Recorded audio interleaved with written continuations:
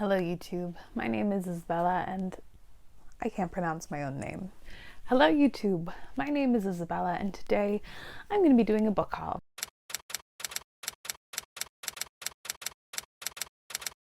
This is my quarterly book haul. I do them basically once every 3 months now, and in the past 3 months, so I think July, August, and September, we're not including October, that moves into the next month, I've purchased 11 books, plus I have a special edition set to show you that I'm going to do last because, you know, save the best for last, I guess.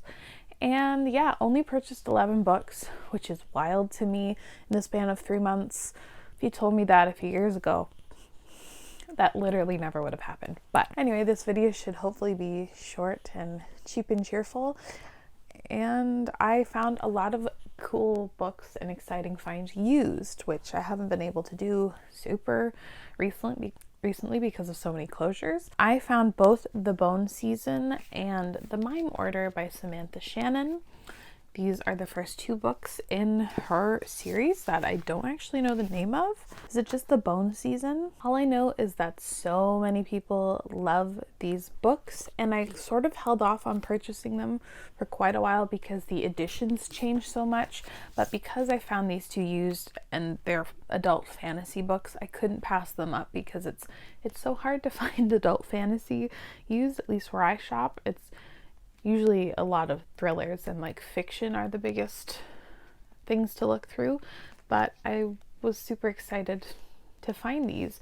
I know it follows a girl named Paige who is like clairvoyant or something, or she has a sort of power that is super powerful, but she has to keep hidden because I think if people knew about her power, she would be enslaved. I think. I kind of remembered. She's a dream walker, a rare kind of clairvoyant, and she is attacked. And I know it's set in like a fictionalized version of London. I know the series also is supposed to be 7 books and 4 are already out, but I couldn't pass up the opportunity to grab these 2. I also found used and have read both of them. I found Aisha Last by Uzma Jalaluddin. This is a book I've been intending to get to for so long because it's been released in Canada for quite some time. And it is a modern Pride and Prejudice reimagining featuring Muslim characters. I honestly finished this a few days ago and thought it was kind of just okay. Wasn't perfect, but this isn't my wrap-up, so I don't have to explain here. I did enjoy it. It's very theatrical. Check out my wrap-up, my October wrap-up for my actual thoughts on this book. God, I'm even rusty at hauling books. I know my posting has been really sporadic in the past few months, but I'm even rusty at a book haul, and that's disappointing. I also purchased the Dragon Pearl by Yoon-Ha Lee and also like read it on audio quite quickly after picking this up, and also thought it was just okay. But this is a middle grade sci-fi book that follows a main character who's a fox spirit, and they have to hide like their identities if you're a fox spirit, because basically the rest of the world distrusts fox spirits, and so she then goes on the run to find out what happened to her missing brother. I do talk about it in a wrap-up, probably my August wrap-up. I didn't love it though, which was a bummer, but I did like it, and I'm excited to read more of like the Rick Riordan Presents that features a bunch of different mythologies, and this one specifically features Korean mythology, so like fantasy elements in a sci-fi world, which I am discovering I really like. So anyway, didn't love it, but that's okay. Ooh, I also have read the next book that I purchased. This was a pre-order, and that's She Who Became the Sun by Shelley Parker Chan. Still debating on whether or not I'm going to do a review for this, so we'll see. But this is pitched as Mulan meets the Song of Achilles. It's set during 12th century China, during like Mongol occupation, and our main character is told at the very beginning that she is set to have no destiny. Her destiny is to be nothing, but her brother is set to do great things. But her brother dies, and so she decides to take upon his destiny and do great things, and then she becomes a monk and finds herself becoming more politically powerful and relevant, and you watch her plight. I really did like this. I'm excited for the sequels. I think I'm going to do a review for this if I find the time and the emotional energy to do so, but I did like this. The next 3 books are also books I found used. I found Good Omens by Terry Pratchett and Neil Gaiman. I had a feeling that this was going to pop up used after the show came out, and it took a little while, but I did eventually find myself a copy, and I've been intending to read this for quite some time and watch the show. I haven't watched the show yet because obviously I wanted to read it first. All I know is that this has to deal with like the end of the world, and I think an angel and a demon have to work together to do so.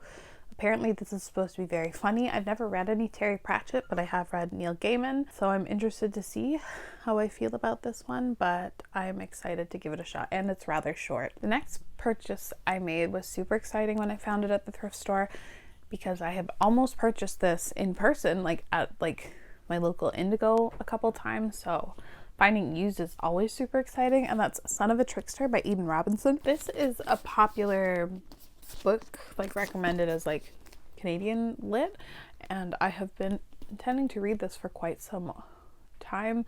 I know it is a contemporary set book that has some hints of magical things going on, and it's also inspired by Indigenous myth. Everyday teen existence crashes up against Indigenous beliefs, crazy family dynamics, and cannibalistic river otters. Okay, yeah. I have seen interesting reviews on this one. Some people really, really love it. I also found Arrival, or it's Stories of Your Life and Others by Ted Chiang, and Arrival was the story that was adapted into the movie Arrival, and that's why it's another movie tie-in. I don't love movie tie-in things, but you take what you can get when it comes to adult science fiction or fantasy and used. Always intended on reading this collection, reading the short story Arrival, and then also watching the movie, because again, I suck at keeping up with media. Ted Chiang has a couple different sci-fi collections that a lot of people really, really love and recommend, so I'm excited to give that a try. One of my goals for 2022 is going to be to read more sci-fi, and specifically more sci-fi by non-white men, because the majority of what the sci-fi I have read and purchased is by white men, and I'd like to branch out. Speaking of the 2022 sci-fi stacks, I also then went and purchased Vagabonds by Hao Jingfang. This, I forget where I initially heard about it, but the second I heard the synopsis, I marked it as want to read. This is translated fiction. It's translated by Ken Liu, and it is a futuristic sci-fi story in which Mars has been colonized, and I believe there is tensions between like the residents of Earth and the residents of Mars, and so there's like delegations that are swapping, and then I think like war is threatening things about Mars.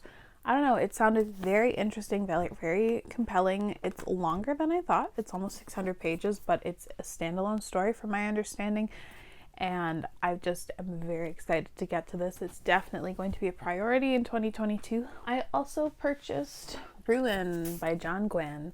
This book is freaking huge, and I'm actually set to start reading it later on today. This is the 3rd book in the Faithful and the Fallen series, which I have been slowly making my way through this year and really enjoying. I'm excited to get into it, mildly intimidated by it because it's, I think, well over 750 pages.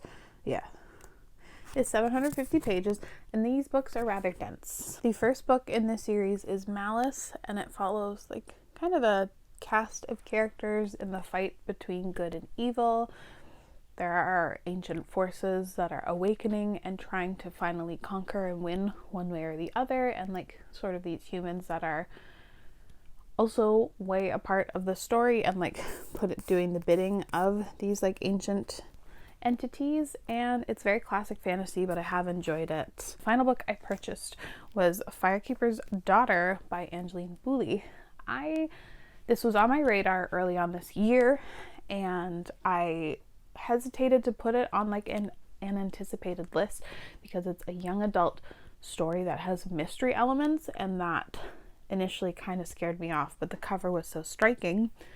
And in September,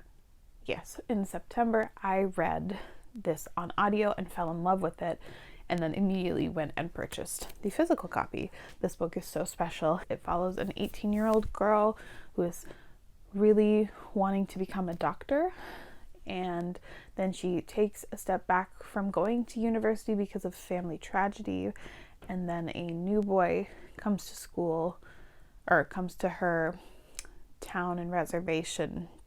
She's really sort of liking him, and then finds out that he's a part of an FBI investigation, trying to figure out why there are a bunch of suspicious deaths happening. By the synopsis itself, it does not sound like something I would like or read at all. I struggle with mysteries and thrillers. I thought it was fantastically done. I love the writing. I love the characters. This is a 5-star read from me, and it is such a joy. And this cover is stunning. I will forever resent that friggin' Reese's sticker has to be on here, like it's printed on the cover. But it's fine. I'll live. And speaking of stunning editions that I haven't gotten to talk about yet because it took forever to come in, I purchased the Lit Joy Crate versions, special editions of Strange the Dreamer, Muse of Nightmares, because I'm predictable. It comes in this really beautiful slipcase that is like embossed with things that are relevant to the series, like Miracles for Breakfast and Tales from the Unseen City. And then the books themselves are also stunning. I love them, and they're very different for like special editions that I have, so I had to buy them. But we have Strange the Dreamer here, which is very, very lovely, and the gilded edges wonderful. And then also Muse of Nightmares. The artwork here is lovely and stunning. And also going through the book, there are spots that like Laini Taylor has annotated, and I think that's so cool, but I'm like hesitant to actually read this edition because I want to keep it so lovely. But you have like excerpts you get to see about her process, and you have like color artwork in here as well. Signature pages are stunning too. God, when is Laini Taylor gonna put out another book? It has been literal years, and it makes me sad. It's probably only been 3 years, but I want a new Laini Taylor book to look forward to, and it's just been so long since she's put anything out, and I love her work so much. God, I have to reread Strange the Dreamer. I actually have to reread Daughter of Smoke and Bone first. That was definitely supposed to be a priority this year that I didn't accomplish, but anyway, let me know any exciting purchases that you have made in the past few months. And as always, thank you so much for watching. I really appreciate it, and I'll see you again very soon. Bye.